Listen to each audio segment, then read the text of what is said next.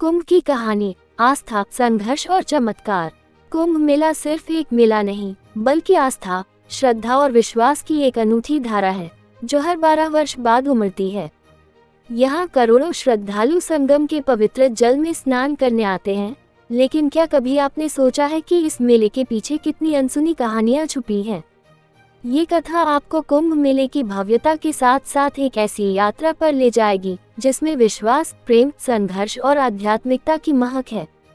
गंगा, यमुना और अदृश्य सरस्वती के संगम पर बसे प्रयागराज में एक वृद्ध साधु अपने आश्रम में ध्यानमग्न थे। उनके नाम था स्वामी अद्वैतानंद। वे वर्षों से यहाँ तपस्या कर रहे थे और हर कुंभ मेले में लाखों श्रद्धालुओं की सेवा में लगे रहते थे। एक रात ध्यान के दौरान उन्हें एक अद्भुत स्वप्न आया।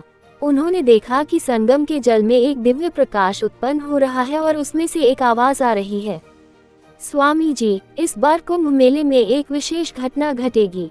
ये केवल आस्था का मेला नहीं रहेगा, बल्कि यह परिवर्तन की धारा भी बनेगा। स्वामी जी की आंखें खुल गईं।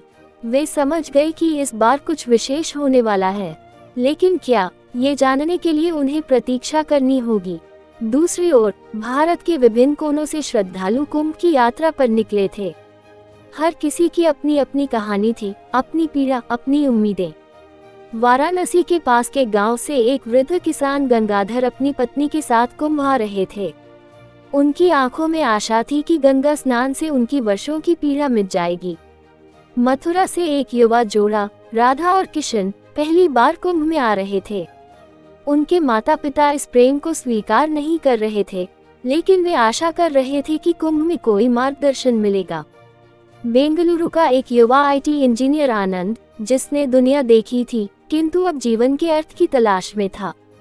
ये सभी लोग प्रयागराज की ओर बढ़ रहे थे, लेकिन उन्हें पता नहीं था कि कुंभ की यह यात्रा उनके जीवन को पूरी तरह बदलने वाली है। प्रयागराज में माहौल अद्भुत था। गंगा के तट पर संतों के शिविर लगे थे, दूर दूर से नागा साधु आए थे। चारों ओर भजन कीर्तन की गूंज थी। विशाल भीड़ के बीच सबका मन श्रद्धा से भर उठा। स्वामी अद्वैतानंद अपने शिष्यों के साथ संगम पर पहुंचे और उन्होंने एक विशेष ध्यान साधना शुरू की। तभी एक बच्ची दौड़ती हुई उनके पास आई, बाबा, मेरी माँ खो गई है। स्वामी जी ने उसकी आंखों में डर और उम्मीद दोनों देखी। उन्होंने उसे आश्वासन दिया, डरो मत बच्ची, कुंभ केवल मेला नहीं, ये ईश्वर की गोद है। यहाँ कोई खोता नहीं, बस मिल जाता है। ये सुनकर आनंद भी मुस्कुराया, लेकिन उसे पता नहीं था कि यह वाक्य उसके जीवन की सच्चाई बनने वाला था। कुंभ में एक चमत्कार हुआ।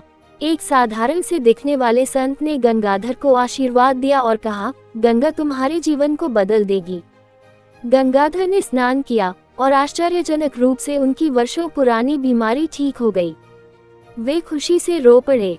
इसी दौरान राधा और किशन के परिवार भी कुंभ में आए और अकल्पनीय रूप से दोनों का सामना हुआ।